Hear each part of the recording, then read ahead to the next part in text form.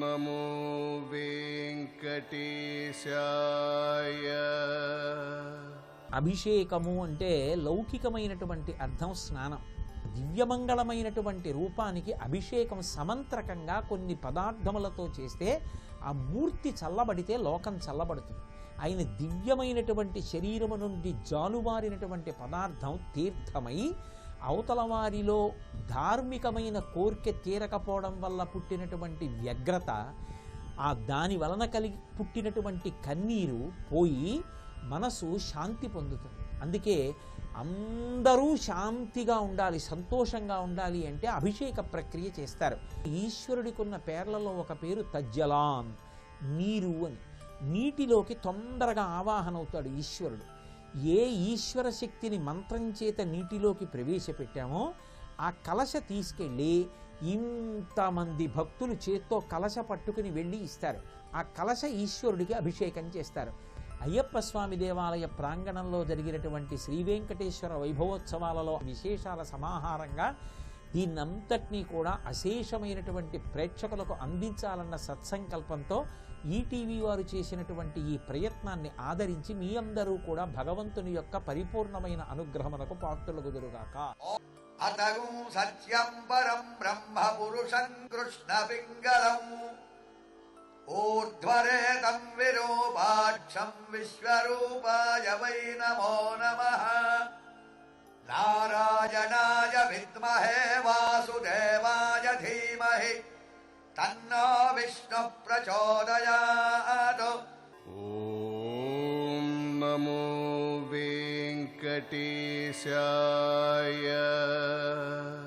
నారాయణ తే నమో నమో, నారాయణ తే నమో నమో, భవనారద సన్నుత నమో నమో, నారాయణ తే నమో నమో, భవనారద సన్నుత నమో నమో, నారాయణ తే నమో నమో.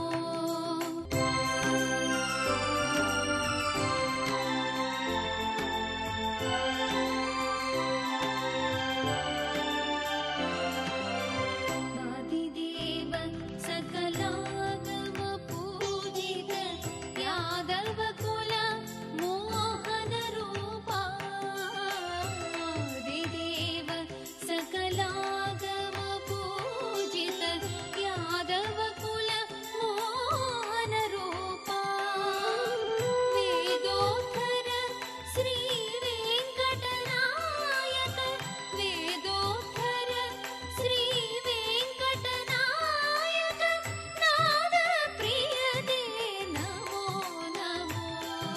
భోగి పండగ దాటితే వచ్చేటటువంటిది మకర సంక్రమణం. దక్షిణాయనం పూర్తయిపోయింది, ఉత్తరాయణం ప్రారంభమైంది. సూర్యుడు మకర రాశిలోకి ప్రవేశిస్తాడు. సూర్యుడు మకర రాశిలోకి ప్రవేశించాడు అంటే ఉత్తరాయణం ప్రారంభమైంది. ఉత్తరాయణం అంతా కూడా విశేషమైనటువంటి పుణ్యకార్యాలు చెయ్యడానికి యోగ్యమైనటువంటి కాలం. అది దేవతా సంబంధమై కావచ్చు, పితృదేవతా సంబంధమై కావచ్చు.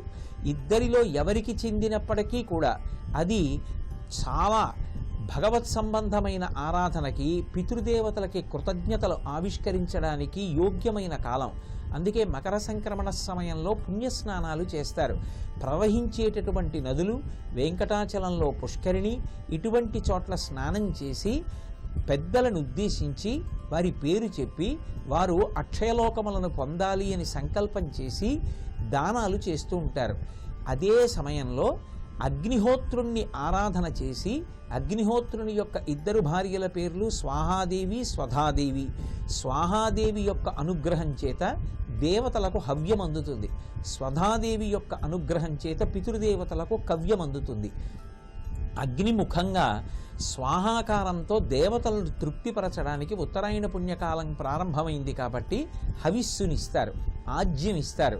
అలాగే కవ్యము అని పితృదేవతల్ని ఉద్దేశించి ఇస్తారు. దాని చేత పితృదేవతల యొక్క అనుగ్రహం కలిగి వంశం వర్ధిల్లుతుంది. దేవతల యొక్క అనుగ్రహం కలిగి లోకమంతా సుఖశాంతులతో ఉండి ఏ సమయానికి వృష్టి పడాలో, వర్షం పడాలో ఆ సమయానికి వర్షం పడుతుంది. ఆ వర్షం పడిన కారణం చేత భూమి మీద పంటలు చక్కగా పండుతాయి. ఆ పంట చేతికొచ్చిన కారణం చేత శం ద్విపదే శం చతుష్పదే అని వేదవాక్కు. 2 కాళ్ళున్న వాళ్ళు, 4 కాళ్ళున్న ప్రాణులు, సమస్తమైనటువంటి ప్రాణికోటి కూడా సంతోషంగా ఉండడానికి యోగ్యమైన కాలము ప్రారంభమవుతుంది. అందుకే ఉత్తరాయణ పుణ్యకాలం బహుధా శ్రేష్టమైనటువంటి కాలం. ఆ కాలాన్ని సద్వినియోగం చేసుకుని దేవతారాధనము, పితృదేవతారాధనము చేసి నువ్వులు ఆ రోజు ప్రతివారు కూడా ఆహారంలో వినియోగిస్తారు. వినియోగించినటువంటి కారణం చేత ఆరోగ్యం సిద్ధించి దేవతానుగ్రహం కలుగుతుంది అని. ఈశ్వరారాధన, పితృదేవతారాధన చేసి అన్ని విధాలుగాను కూడా వృద్ధిలోకి రావడానికి యోగ్యమైనటువంటి కాలం మకర సంక్రమణం. సహస్ర కిరణ సవితా సూర్య స్వాగతం సుస్వా. తల తీసి ఇత్తుమా ఎలవేలు పంచును తల వెంట్రుకలనిచ్చు ధన్యులొకట. తల వెంట్రుకలనిచ్చేసి మా పాపాలు పోగొట్టుకుని ఇక పైన పాపం చెయ్యకుండా భగవంతుడు చెప్పినట్టు బ్రతుకుతామని మారిన బుద్ధితో తలనీలాలిచ్చి తిరిగేటటువంటి భక్తుల యొక్క గుంపులు, స్వామి ప్రసాదంబు కందుల కద్దుకొని ఆస్వాదించు భక్తుల గుంపులొకట. ఆ చేతికిచ్చినటువంటి లడ్డూ ముక్కలు పంచుకుని నోట్లో వేసుకుని గబగబా తినేస్తే అయిపోతుందేమో అని నోట్లో వేసుకుని కళ్ళు మూసుకుని గొప్పగా ఆస్వాదిస్తూ ఆనందపడిపోయేటటువంటి భక్తుల గుంపులొకట. వెంకటాచలం వెళ్ళండి, చక్ర పొంగలి దొరికితే అబ్బా అదేదో పెద్ద పదోన్నతి కలిగినట్టు, ఈసారి కొండ మీదకి వెళ్ళినప్పుడు అనుకోకుండా చక్ర పొంగల్ దొరికిందండోయ్ అంటాడు. ఉచిత ప్రసాదం ఇచ్చేటట్టు చూడండి. తాను భార్య 2 పిల్లలు ఒక వరుసలో వెళ్ళరు. నువ్వు ఇటు వెళ్ళవే, పులిహార వస్తుంది, నువ్వు ఇటు వెళ్ళరా, చక్ర పొంగల్ ఇస్తారు, నేను అట్టెడతాను, కట్టు పొంగల్ వస్తుంది, నువ్వు అటు వెళ్ళవే, చిన్న లడ్డు ఇస్తారు, నలుగురం పూలబావి దగ్గర నించుని పంచుకు తిందా ఉంటారు. కాబట్టి అక్కడ అన్నీ అపురూపమే. కాబట్టి స్వామి ప్రసాదంబు కన్నుల కద్దుకొని ఆస్వాదించు భక్తుల గుంపులొకట. స్వామిని దర్శించి సంతోషమాగక పరవశులకు పుణ్య పురుషులొకట. ఆ స్వామిని దర్శనం చేసుకుని బయటికి వచ్చి, బాగా చూసావా అంటే నీకో విషయం చెప్పనా, నువ్వు అక్కడ దాకా వెళ్ళిన తర్వాత జరగండి అంటే వచ్చేసావా, నా ముందు ఎవరో ముఖ్యమైన వాళ్ళు విఐపీలు వచ్చారే, వాళ్ళ తాలూకా అనుకుని నన్ను కూడా పక్కకి నిల్చోండి అన్నారు. 5 నిమిషాలు అలా నిల్చోపెట్టేశారు. 5 నిమిషాలు చూశాను అని మురిసిపోతుంటే, నువ్వు అదృష్టవంతురాలి, అనవసరంగా నిన్ను దాటి ముందుకెళ్ళానని ఈవిడండి. కానీ అబ్బాయి ఎంత బాగున్నాడని ఆ సళ్ళింపులో గురువారం సాయంకాలం అన్నీ తీసేసి ఆ ఊర్ధ్వపుండ్రాలు తగ్గించేసిన అబ్బాయి ఎంత అందం ఆ పూలంగి సేవలో అని చెప్పుకు మురిసిపోతారు. స్వామిని దర్శించి సంతోషమాగక పరవశులకు పుణ్య పురుషులొకట. ఏది ఎయ్యడ విన్నను స్వామి మాట. ఎక్కడ ఏది వినండి ఆయన గురించే చెప్పుకుంటూ ఉంటాడు. ఎక్కడ చూడండి ఆయనే తిరుగుతూ ఉంటాడు. స్వామి నటించుచుండు ఈ శైలమందు, ఆ కొండ మీద ఆయన నర్తన చేస్తూ ఉంటాడు. అందుకే అక్కడ గోవిందా అన్న నామానికి అంత ప్రఖ్యాతి వచ్చింది. గోవిందా అన్న నామంతో కీర్తించి పరవశించిపోతూ ఉంటారు. అంతటి మహానుభావుడు. అందుకే ఆయన పేరే వెంకటేశ్వరుడు. ఆయనని ఒక్కసారి దర్శనం చేస్తే చాలు, సమస్త పాపములు పోగొడతాడు. వెంకటేశ్వర దర్శనానికి కలియుగంలో అంత శక్తి ఎందుకు వచ్చింది అంటే, అది ఒక గొప్ప విద్యుత్ సంఘాతం. నేను మీతో మనవి చేశా, అది ఎవరు చెక్కి పెట్టింది కాదు, స్వామి నిజంగా అక్కడ నిలబడి ఉంటారు. అందుకే మీరు వెంకటాచల చరిత్ర చదివితే ఆయన అనుగ్రహించాలి అనుకుంటే రాత్రివేళ కట్టేసిన గంటలు మోగే ఈ దేవాలయంలో కొన్నిసార్లు ఆయన అనుగ్రహిస్తాడు, పిలిస్తే పలుకుతాడు స్వామి. అంతటి మహానుభావుడు. అందుకే అటువంటి వెంకటాచలంలో పసిపిల్లల దగ్గర నుంచి వృద్ధుల వరకు ఆనంద నిలయంలోకి వెళ్ళి బయటికి వస్తే చాలు పొంగిపోతారు. ఆ విమానానికి ఆనంద నిలయం అని పేరు. ఒక్కొక్క విమానానికి ఒక్కొక్క పేరు ఉంటుంది. శ్రీరంగంలో ప్రణవాకార విమానం, కాంచీపురంలో వరదరాజస్వామి విమానం పుణ్యకోటి విమానం, వెంకటాచలంలో వెంకటేశ్వర స్వామిది ఆనంద నిలయ విమానం. ఆనందము అన్న మాటకు అర్థం ఏమిటంటే, 3 కలిసిపోతే ఒక సరళ రేఖలోకి వస్తే 4వదిగా ఉద్భుతమైతే ఆనందం అవుతుంది. ఇప్పుడు మీ మాట అంత స్పష్టంగా లేదంటారేమో. నేను తాంబూలం వేసుకున్నాను అనుకోండి, ఆకుపచ్చటి తమలపాకులు, నల్లటి వక్కలు, తెల్లటి సున్నం కలిపి నవిలితే నోరు ఎర్రగా అయింది. ఎక్కడిది ఎరుపు? ఆ మూడు కలిస్తే ఎరుపు వచ్చింది. అలా ఆనందము మూడు ఒక సరళ రేఖలో పడితే లోపల ఉన్నది ఉద్భుతమవుతుంది. అది మన స్వరూపం. అది ఎంత అనుభవించినా ఇంకా చాలెద్దు అనిపించదు. ఎందుచేత అంటే మీరు చూడండి, మూడు సరళ రేఖలో పడడం అంటే వాచిక కాయిక మానసిక కైంకర్యములు ఏకముగా ఒకటిగా పడాలి. అంటే నేను మీకు ఒక ఉదాహరణ చెప్పాలంటే, ఒక్క ఉపచారం చాలు తరించిపోవడానికి. మనం చేసే పూజ చాలా భాగం తంతుగా నడుస్తుంది. తంతు అంటే యాంత్రికం. ముఖే ఆచమనీయం సమర్పయామి అంటాడు. యథార్థమునకు అందులో త్రికరణములు ఏకీకృతం కావు. ఎందుకంటే ఆచమనీయం సమర్పయామి అంటే ఎన్ని మాటలు ఇమ్మని దాని అర్థం. మీరు ఆచమనీయం తీసుకుంటే ఎన్ని మాటలు తీసుకుంటారు? 3 మాటలు తీసుకుంటారు. ఈశ్వరుడికి ఇస్తే ఎన్ని మాటలు ఇవ్వాలి? 3 మాటలు ఇవ్వాలి. మీరు ఆచమనీయం ఇద్దాము అని చెప్పి ఉద్ధరిణితో ఇలా నీళ్లు తీశారనుకోండి, ఓం కేశవాయ స్వాహ అను, లేకపోతే శుద్ధాచమనీయం సమర్పయామి అన్నారు అనేటప్పటికి ఆయన ఇలా చెయ్యి చాపాలా? ఆయన ఇలా చెయ్యి చాపాలి అంటే ఆయన చెయ్యి కదిపితే ఎలా ఉంటుందో చెప్పారు. దర్శనం చేసినటువంటి మహానుభావుడు అక్రూరుడు చెప్పాడు, కదలిన బాహు పద క్రమంబున రవముసు ఊపిడి నూపు రములవాణి అన్నాడు. ఆయన చెయ్యి కదిపితేట కణ కణ కణ కణ శబ్దాలు వస్తాయి. ఆయన వేసుకున్న కంకణముల యొక్క చప్పుడు, ఆ చప్పుడుతో ఆయన ఇలా చెయ్యి చాపుతాడు. ఆయన వేళ్లకి పెట్టుకున్న ఉంగరాలు, ఆ దివ్యమైన శ్రీహస్తం ఇలా పడితే మీరు ఉద్ధరిణితో ఎంత జాగ్రత్తగా నీళ్లు పొయ్యాలి.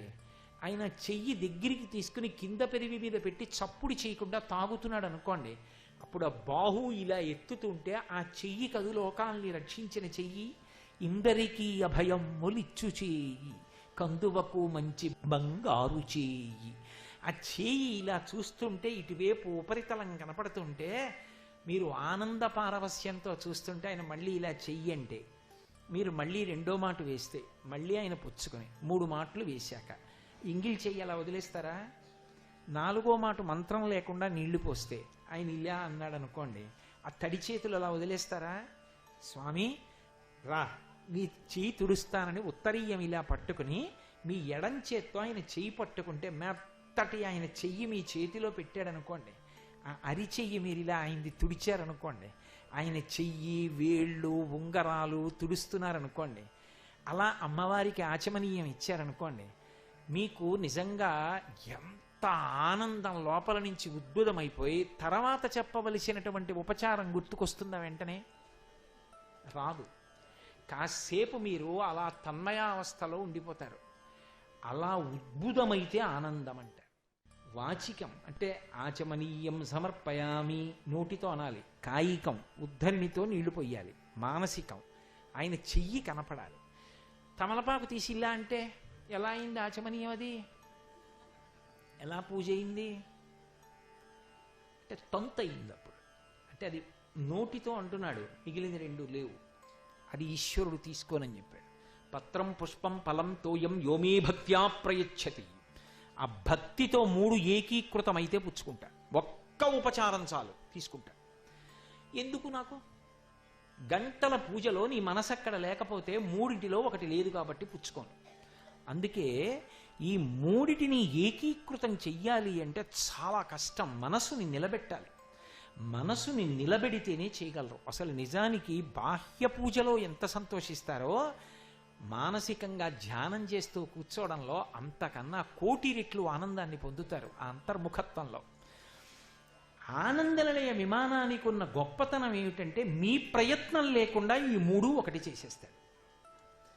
మనం ప్రయత్నం చేసి కూడా లిప్తకాలం 3టిని కలిపి నిలబెట్టలేము. కనపడదు చెయ్యి కనపడినా నీళ్లు పోయడం ఇవన్నీ సరిగ్గా పొసగవు. ఎవరో మహాత్ములు ఉంటారు ఎక్కడో, వాళ్లే అలా అనుభవించగలరు ఆ ఆనందాన్ని. అలా పూజ చేస్తున్నప్పుడు వాళ్ళకి ఆనంద బాష్ప ధార కన్నులలోంచి ఇలా పడిపోతుంది. పడిపోయి పైకి ఒకవేళ చెప్తున్నారనుకోండి కంఠం గాద్గదికం అవుతుంది. వినేవాడు ఎవరైనా ఉన్నాడనుకోండి, ఒకవేళ పూజ చేస్తున్నప్పుడు వాడు చూసి వీడు పూజ చేస్తూ ఏడుస్తున్నాడు ఏమిటనుకుంటాడు. అందుకే మహాత్ముల పూజ చూడరాదు అంటారు, చూడనివ్వరు. కారణం ఏమిటంటే అదో పిచ్చడి పూజలా ఉంటుంది. కానీ మనకేమర్థం అవుతుంది ఆయన ఏమనుభవిస్తున్నాడో? ఆయన మనసు వాక్కు కాయికము 3 ఏకీకృతమవుతాయి. అది మనకి సంభవం కాదు. జీవితం మొత్తం మీద ఎన్నిటికో ఎన్నో పర్యాయాలు ఏడిచి ఉంటాం. భగవత్ కథాశ్రవణంలో కానీ భగవంతుడికి ఉపచారం చేసేటప్పుడు కానీ ఆనంద తన్మయత్వంతో కన్నుల నీరు వచ్చిన రోజు ఏదైనా ఉంటే అది బ్రతికిన రోజు, అది జీవితం సార్థక్యం పొందిన రోజు. ఆ విమానానికి ఆనంద నిలయం అన్న పేరు ఎందుకు వచ్చిందంటే అక్కడికి వెడితే మీ ప్రయత్నం అక్కర్లేకుండా మూడు ఒకటైపోతాయి. అందుకే ఆ వెండి వాకిలిలోకి వెళ్ళి బంగారు వాకిలిలోకి ఎడుతున్నారనుకోండి, అప్పటి వరకు గోవిందా గోవిందా గోవిందా గోవిందా అంటాడు. అక్కడికి వెళ్ళేటప్పటికీ వాక్కులు ఆగిపోతాయి. ఎతో వాచో నివర్తంత్యే అప్రాప్య మనసా సహా. ఇక ఎవడూ మాట్లాడు, అలా ఉంటాడు. చూపుల శ్రీపతి రూపము నాపోవక త్రావి త్రావి హర్షోద్ధతయై వాపుచ్చి మందమధురాలాపంబుల పొగడ నదితి లక్ష్మీనాథున్ అంటారు. నోటితో జుర్రుకోవలసిన దాన్ని కళ్ళతో జుర్రుకుంటాడు. జుర్రుకోవడం నోరు చెయ్యాలి, కానీ కళ్ళతో జుర్రుకుంటాడు ఆ రూపాన్ని. అప్పుడు లోపల ఎక్కడో గొణుగుతుంది, గోవిందా గోవిందా గోవిందా అని. గొణుగుడే మనసు అక్కడ అలా నిలబడిపోయి తాగేస్తూ ఉంటుంది ఆయన రూపాన్ని. ఎక్కడో గొణుగుతూ ఉంటుంది ఆయన నామాన్ని. ఆయన్ని చూస్తూ చేతులు చూడండి ఇలా పెడతారు, అక్కడికి వెళ్ళి ఇలా అంటే హనుమద్వాహనంలో హనుమ పెడతారు ఇలా, మిగిలిన వాహనాలు పెట్టవు. హనుమద్వాహనంలో ఇలా పెడతాడంటే ఇలా ఎప్పుడు పెడతాం? ఇంతకన్నా నాకేం కావాలండి అంటే ఇలా పెడతాం. అక్కడికి వెళ్ళాక చూడండి చాలామంది ఘంటామంటపం దాకా వచ్చి అంటారు, అబ్బా ఇంకింతకన్నా ఏం కావాలి. ఆనందము ఉద్భుతమవుతుంది. మీలోనే ఉన్న ఆనందమును ఉద్భుతము చేసి అనుభవింపజేస్తాడు. జీవిత సార్థక్యం పొందుతాం. అందుకే ఆ విమానము ఆనంద నిలయ విమానము. అందులో ఉన్నవాడు ఆనంద నిలయాధీశుడు. సర్వం శ్రీ ఉమామహేశ్వర పరబ్రహ్మార్పణమస్తు. స్వస్తి.